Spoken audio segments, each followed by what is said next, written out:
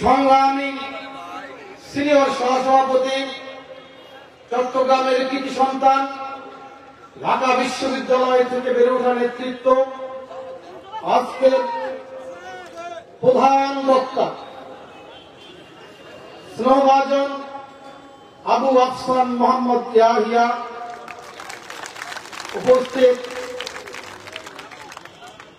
আজকের সঞ্চালক, শুরু থেকে সাবলীলভাবে সঞ্চালনা করে যাচ্ছেন ঢাকা বিশ্ববিদ্যালয় থেকে বেড়ে ওঠা নেতৃত্ব, স্নেহভাজন আন্দোলন সংগ্রামের পরীক্ষিত ছাত্রনেতা শ্যামল মালুম, উপস্থিত স্বেচ্ছাসেবক দলের কেন্দ্রীয় কমিটির সহসভাপতি, সাবেক ছাত্রনেতা শফিউদ্দিন আহমেদ সেন্টু সহ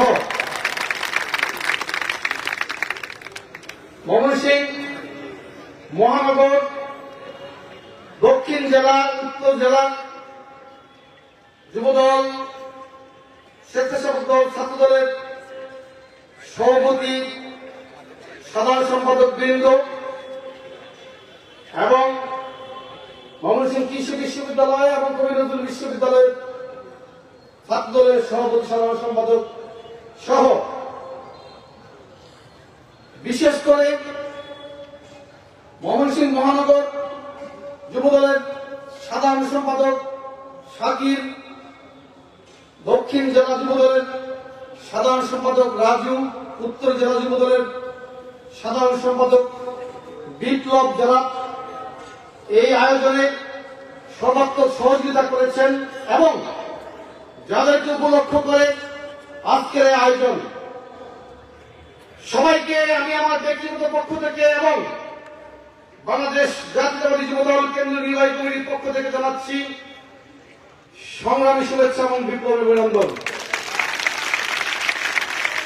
বন্ধুরা আমার, আজকে কেন্দ্র থেকে আগত যে সকল বক্তা বক্তব্য রেখেছেন, মূলত আমরা যে বক্তব্য আপনাদেরকে শোনানোর জন্য এসেছিলাম, এই বক্তব্যগুলো কিন্তু ইতিমধ্যেই আপনাদের সামনে প্রদান করা হয়েছে।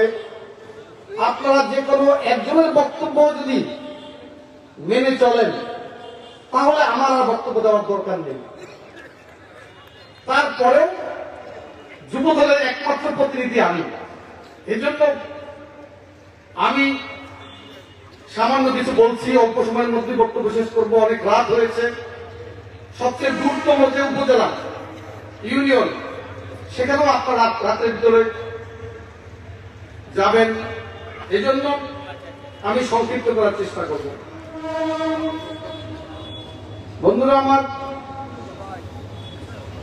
অনেকেই বলেন 5ই অগাস্ট দ্বিতীয় স্বাধীনতা। যদি সত্যি হয়ে থাকে তাহলে গত 16 বছর পর্যন্ত আওয়ামী ফ্যাসিবাদ বিরোধী ধারাবাহিক আন্দোলনে যে নেতৃত্ব দিয়েছিলেন আমাদের প্রিয় নেত্রী দেশনেত্রী বেগম খালেদা জিয়া, আমাদের প্রিয় নেতা দেশনায়ক জনাব তারেক রহমান, সেই নেতৃত্বের উপর ভর করে বাংলাদেশে একটি গণ আন্দোলনের প্রেক্ষাপট তৈরি হয়েছিল। আর সেই কারণে গত 5ই অগাস্ট বাংলাদেশে একটি সফল ছাত্র গণ অভ্যুত্থান সংগঠিত হয়েছে। তাহলে এই গত 16 বছর পর্যন্ত, সর্বশেষ 5ই অগাস্ট পর্যন্ত এই ছাত্র গণ অভ্যুত্থানের সবচাইতে যে অবদান, যার অবদান তিনি হলেন বিএনপির ভারপ্রাপ্ত চেয়ারম্যান দেশনায়ক জনাব তারেক রহমান। আর যে দলটির অবদান, সে দলটির নাম হচ্ছে বাংলাদেশ জাতীয়তাবাদী দল তথা বিএনপি। কিন্তু বিএনপির জন্মের পূর্বেও বিএনপি কিন্তু এদেশের মানুষের স্বার্থ উদ্ধার করেছিল, মানুষকে সংকট থেকে বাঁচানোর জন্য কাজ করেছিল। ৭১ সালে বিএনপি ছিল না, যখন জাতি দিশেহারা পলায়ন করে একটি জাতিকে আবার যুদ্ধের জন্য প্রস্তুত করার জন্য, যিনি শুধু উই রিভোল্ট বলেই ক্ষান্ত হননি, হাতে রিকয়েলের রাইফেল নিয়ে রণাঙ্গনে ঝাঁপিয়ে পড়েছিলেন, শৌর্য বীর্য আর সাহসের পরীক্ষায় উত্তীর্ণ হয়ে তিনি স্বাধীনতার লাল সূর্যটাকে আমাদের হাতের মুঠোয় ধারণ করা লাল সবুজ পতাকার ঠিক মাঝখানটা এনে দিয়েছিলেন। তিনি ছিলেন স্বাধীনতা সংগ্রামের প্রেরণা এবং স্বাধীনতার যে আনন্দ, সে আনন্দের নির্মাতা। তিনি ছিলেন শহীদ রাষ্ট্রপতি জিয়াউর রহমান। অর্থাৎ বিএনপি জন্মের পূর্বেও এ জাতিকে সংকটে সহায়তা করেছে বন্ধুরা আমার। তারপরে স্বাধীনতার ব্যবহৃত করে সংবিধানের মলাটের পাতা শুধুতে না শুধুতেই যখন শাসক গোষ্ঠী এদেশের মানুষের মৌলিক অধিকার হরণ করল, বহুদলীয় গণতন্ত্রের গোরস্থান রচনা করে একদলীয় বাদশার কাছে কায়েম করল, তখন আবার বাংলাদেশের মানুষকে স্বাধীনতা পাইয়ে দেওয়ার জন্য একজন মানুষের অবদান ছিল। আমি প্রায়ই বলি, বাদশাহের গুণ খোদক, সবুজ বিপ্লবের কাব্য কিষান, স্বাধীনতার প্রথম ঘোষক, যিনি বহুদলীয় গণতন্ত্র উপহার করার দেওয়ার মধ্য দিয়ে বাংলাদেশের মানুষকে একদলীয় শাসন থেকে মুক্ত করে স্বাধীনতার স্বাদ পাইয়ে দিয়েছিলেন, তিনি হলেন শহীদ রাষ্ট্রপতি জিয়াউর রহমান। তারপরে বিএনপি গঠিত হল। 9 বছর এরশাদ বিরোধী আন্দোলনে ধারাবাহিক নেতৃত্ব দিয়েছিলেন কে বলেন? যিনি আপসহীনতা অভ্যাসে পরিণত করে, যিনি এরশাদ বিরোধী আন্দোলনের নেতৃত্বের মধ্য দিয়ে স্বৈর শাসকের পতন ঘটিয়েছিলেন, তিনি ছিলেন আমাদের নেত্রী, প্রকৃতি স্বপ্ন সৌন্দর্য আর মা মাটি মানুষের নেত্রী, দেশনেত্রী বেগম খালেদা জিয়া, যার ব্যক্তিত্বের দৃঢ়তা হিমালয় পর্বতের চেয়েও ভারী, জাতির সামনে যার কমিটমেন্ট ইস্পাতের চেয়েও কঠিন। আর বাংলাদেশি জাতীয়বাদে উজ্জীবিত যে নেত্রী, দেশপ্রেম সূর্যালোকের মধ্যে দেদীপ্যমান, তিনি হলেন আমাদের প্রিয় নেত্রী দেশনেত্রী বেগম খালেদা জিয়া। পক্ষান্তরে বাংলাদেশে আরেকজন নেত্রী ছিলেন তথাকথিত গণতন্ত্রের মানুষ দেবী, যার ব্যক্তিত্বের দৃঢ়তা পাখির পালকের চেয়েও হালকা, জাতির সামনে দেওয়া যার কমিটমেন্ট গুলো ছিল কাচের গ্লাসের চেয়েও ভঙ্গুর, মানুষের বুকে যিনি স্বৈর শাসন চাপিয়ে দিয়ে এক ডাইনি হিসেবে ভর করেছিল, তাকে বাংলাদেশের মানুষ গত 5ই আগস্ট পালিয়ে যেতে বাধ্য করেছে বন্ধুরা আমার। ওই গণভবনের চারিদিকে দুর্ভেদ্য প্রাচীরের উপরে কাঁটাতারের বেষ্টনী, এসএসএফের সক্রিয় অস্ত্র আর রাষ্ট্র ঘোষিত নিরাপত্তা আইন কোন কিছুই কিন্তু জনরোষ থেকে তাকে বাঁচাতে পারেনি বন্ধুরা আমার। আজ থেকে 820 বছর পূর্বে আফসান বলেছে, সেন রাজার কথা আমরা শুনেছি, 150 বছর শাসন করেছিল, বৌদ্ধ ধর্মাবলম্বীদের উপরে মারাত্মকভাবে নির্যাতন করেছিল, কিন্তু 1204 সালে যখন ইখতিয়ার উদ্দিন মোহাম্মদ বিন বখতিয়ার খিলজি বাংলা আক্রমণ করেছিল, তখন নদিয়ার রাজপ্রাসাদ থেকে লক্ষণ সেন যেভাবে কাপুরুষের মতো পালিয়ে গেছে, 820 বছর পরে বাংলাদেশের মানুষ আবার আরেকটি কাপুরুষোচিত পলায়নের দৃশ্য দেখেছে। বন্ধুরা আমার,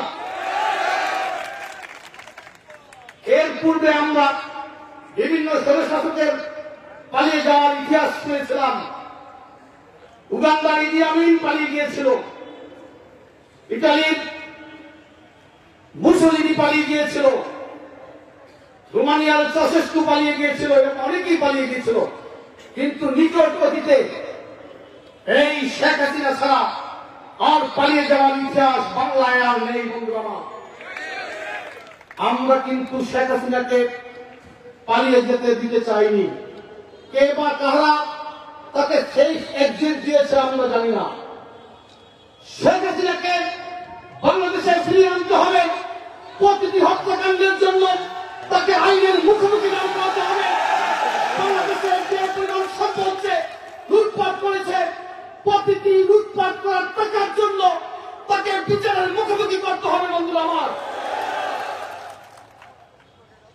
বন্ধুরা আমার, আমরা যে বক্তব্য দেওয়ার জন্য আপনাদের সামনে এসেছি অত্যন্ত সাধারণ বক্তব্য, কিন্তু সাধারণ কথাগুলো এই জীবনে মানতে অনেক সময় অসাধারণ চেষ্টা করতে হয়। যেমন ছোটবেলা বাবা মা বলেছে, বাবা সবসময় সত্য কথা বলো, কিন্তু আপনার গোটা জীবনে সত্যবাদীটাকে অভ্যাসে পরিণত করে প্রমাণ করতে হয়েছে আপনি একজন সত্যবাদী মানুষ। শিক্ষকরা বলেছে সততাকে লালন করবে, কিন্তু গোটা জীবনে সততাকে জীবনের সমস্ত সত্তায় ধারণ করে আপনাকে প্রমাণ করতে হয়েছে আপনি একজন সৎ মানুষ। কেউ বলেছে বাবা মানুষের মতো মানুষ হও, গোটা জীবনে অমানুষের মতো একটি কাজ না করেই আপনাকে প্রমাণ করতে হয়েছে আপনি একজন ভালো মানুষ এবং মানুষের মতো মানুষ হয়েছেন। বন্ধুরা আমার, 5ই আগস্টের পরে আমাদের প্রিয় নেতা দেশনায়ক জনাব তারেক রহমান ভার্চুয়ালি সংযুক্ত হয়ে সারা বাংলাদেশের নেতাকর্মীদেরকে কিছু নির্দেশনা দিয়েছেন। নির্দেশনাগুলো অত্যন্ত সাধারণ, কিন্তু এই সাধারণ নির্দেশনাগুলোকে অভ্যাসে পরিণত করা কিন্তু অত সাধারণ কাজ নয়। বলেছেন চাঁদাবাজি করা যাবে না, দখলদারিত্ব করা যাবে না, আর গত 16 বছরের আওয়ামী ফ্যাসিবাদের উৎকৃষ্টভোগী কোন দালালকে মিছিলের জায়গা দেওয়া যাবে না। বন্ধুরা আমার, ফ্যাসিবাদের কোন উৎকৃষ্টভোগী দালাল, চিহ্নিত আওয়ামী লীগবাদ, ঠকবাজ, চাঁদাবাজ, প্রতারক, দুর্বৃত্ত কাউকে কিন্তু মিছিলের জায়গা দিয়ে মিছিল বড় করা যাবে না। এই সতর্কবার্তা কিন্তু আপনারা পেয়েছেন, তারপরেও যারা অমান্য করেছেন। আমাদের নেতা তারেক রহমান আপনাদেরকে অনেক ভালোবাসেন, কিন্তু এই অন্যায়ের ক্ষেত্রে কোনো ছাড় কিন্তু তিনি দিবেন না। আমরা জাতীয়তাবাদী যুবদল ইতিমধ্যে অনেককে শোকজ করেছি, অনেককে বহিষ্কার করেছি, কোথাও কোথাও কমিটি বিলুপ্ত করেছি, কোথাও আমরা আমাদের যুবদলের নেতা কর্মীদের বিরুদ্ধে মামলা করতে বাধ্য হয়েছে। গত 16 বছর আপনি মনে করে দেখেন আমাদের যে সকল সহযোদ্ধা নিহত হয়েছে, আমাদের নেতা দেশনায়ক জনাব তারেক রহমান তাদের পরিবারের পাশে দাঁড়ানোর চেষ্টা করেছেন, আর্থিক সহযোগিতা করার জন্য তিনি সবসময় সচেষ্ট ছিলেন। যারা আহত হয়েছে তাদের চিকিৎসা দিয়ে সুস্থ করার জন্য সবসময় তিনি নির্দেশনা দিয়েছিলেন, মেডিকেল টিম গঠন করেছেন বিভিন্ন সময়। অর্থাৎ আপনাদের প্রতি স্নেহ, ভালোবাসা, দরদ, মমত্ববোধ, সহানুভূতি সবকিছুই রয়েছে। কিন্তু বিএনপি এখনো ক্ষমতায় আসেনি। আগামী নির্বাচন না হওয়া পর্যন্ত আপনারা যারা এই বিএনপির জনপ্রিয়তা ক্ষুণ্ণ হবার মতো কোনো কাজে জড়িয়ে পড়বেন তাদেরকে কিন্তু তিনি কোনো ছাড় দিবেন না। ইতিমধ্যে বক্তারা বলেছেন রাজনীতিতে গুণগত পরিবর্তন আনার জন্য আমাদের নেতা দেশনায়ক জনাব তারেক রহমান ইতিমধ্যে বিভিন্ন পদক্ষেপ গ্রহণ করেছেন। কেন্দ্রীয় নেতৃবৃন্দ আসলে আপনারা আগে বিশাল মোটরসাইকেলের বহর নিয়ে অভ্যর্থনা জানিয়েছেন, জানাননি? কিন্তু তিনি নিষেধ করেছেন। মানুষের কষ্ট হয়, যানজট হয়, পরিবেশ দূষণ হয়, অনেক সময় দুর্ঘটনায় অনেকে আহত হয়, অনেকে নিহত হয়। নিহত হতে আমি দেখেছি, আহত হতে আপনারাও দেখেছেন। আপনাকে খেয়াল রাখতে হবে। বিএনপি গত 16 বছর বারবার একটি স্বচ্ছ গ্রহণযোগ্য নির্বাচনের দাবি জানিয়ে আসছে। অর্থাৎ নির্বাচন ছাড়া ক্ষমতায় যাওয়ার অন্য কোন পথে বিএনপি কিন্তু হাঁটেনি, অন্য কোন পথ বিএনপি ছিলেও। কিন্তু যেই ভোটের উপর বিএনপি নির্ভরশীল, একমাত্র ভোটের উপর নির্ভরশীল যে দল, সেই দল ভোটে আপনি যদি জনগণকে মন জয় করতে না পারেন, জনগণের ভালোবাসার ম্যান্ডেট নিতে না পারেন, তাহলে ক্ষমতা আসা কি সহজ? সহজ নয়। এর জন্য আপনাকে আমাকে অনেক স্যাক্রিফাইস করতে হবে। বন্ধুরা আমার সামনে বসে আছে শরীফ মোল্লা, পানি গত 16 বছরের আন্দোলনে পা হারিয়েছে। একই সাথে পা হারিয়েছিল ছাত্র দলের মেহেদী, স্বেচ্ছাসেবক দলের নুরুজ্জামান চান। তার পূর্বে শহীদ হয়েছিল যুব দলের শাকির আহমেদ, সর্বশেষ শহীদ হয়েছিল বিপ্লব হাসান। এ পা হারিয়েছে শরীফ মোল্লা। আপনি পাশের বাজারে আওয়ামী লীগের ফেলে যাওয়া দখল করা দোকান পুনরায় দখল করার জন্য কি সে পা হারিয়েছে? লক্ষ্মীপুরে গিয়েছিলাম, একটি ছেলের বক্তব্য শুনে চোখে পানি চলে আসছিল। যুবদলের ছেলে বলছে, ভাই, যে ছেলে আমার হাত কেটে নিয়েছে সেই ছেলে আমার সামনে দিয়ে ঘুরে বেড়ায়, আমি কিছু করতে পারি না। এই যে স্যাক্রিফাইস কেন? দলের জন্য। আপনার কত সহযোদ্ধা নিহত হয়েছে, কত সহযোদ্ধা বন্ধুত্বের সার্টিফিকেট নিয়ে আজকে মানবতার জীবনযাপন করছে। অসংখ্য সন্তান হারা মা মাতৃত্বের শূন্যতাকে জীবনের সমস্ত সত্তায় ধারণ করে চিৎকার করে বলছে, আমি আমার সন্তান হত্যার বিচার চাই। পৃথিবীর সবচাইতে বোঝা পুত্রের লাশ কাঁধে নিয়ে পিতা গোরস্থানে গিয়ে সমাহিত করতে করতে বলেছে, আমি আমার পুত্র হত্যার বিচার চাই। অসংখ্য স্বামী হারা বধূ তার বৈধব্যকে জীবনের সমস্ত সত্তায় ধারণ করে চিৎকার করে বলেছে, আমি আমার স্বামী হত্যার বিচার চাই। এক সময়ে সেই বধূর বর্ণালী জীবনের উপাখ্যান আজকে সাদা শাড়ির সভ্যতায় ঢাকা পড়েছে। বন্ধু আমার, এই যে স্যাক্রিফাইস, এই স্যাক্রিফাইস কেন? আপনি কেউ দোকান দখল করবেন সেই জন্য? চাঁদাবাজি করবেন সেই জন্য? অবশ্যই না। আপনি অনেক বড় একটি মহৎ উদ্দেশ্য নিয়ে রাজনীতিতে নিজের নাম লিখিয়েছেন। সেই মহৎ উদ্দেশ্য থেকে সরে গিয়ে আজকে ব্যক্তিগত লাভ লোকসানের চাওয়া পাওয়ার সংকীর্ণ হিসাবের মধ্যে নিজেকে আবদ্ধ করবেন। আমাদের প্রিয় দেশনায়ক জনাব তারেক রহমান তার জীবনকে পঙ্গু করে দিয়েছে। প্রায় 1000 মাইল দূরে থেকেও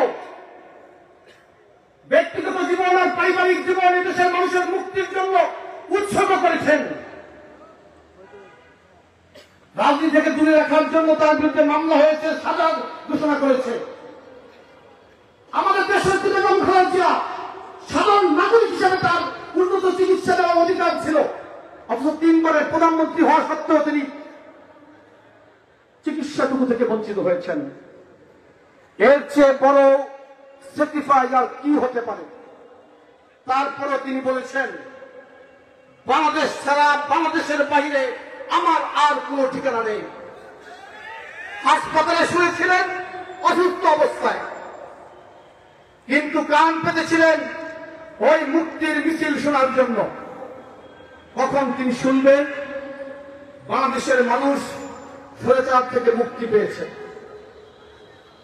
অবিচল মঙ্গল নতনয়নে তাকিয়েছিলেন এদেশের মানুষকে মুক্তির স্বাদ পাইয়ে দেওয়ার জন্য, স্বাধীনতার আকাঙ্ক্ষাকে বাস্তবায়িত করার জন্য, মুক্তিযুদ্ধের যে অঙ্গীকার, সাম্য, মানবিক মর্যাদা, সামাজিক ন্যায় বিচার নিশ্চিত করার জন্য।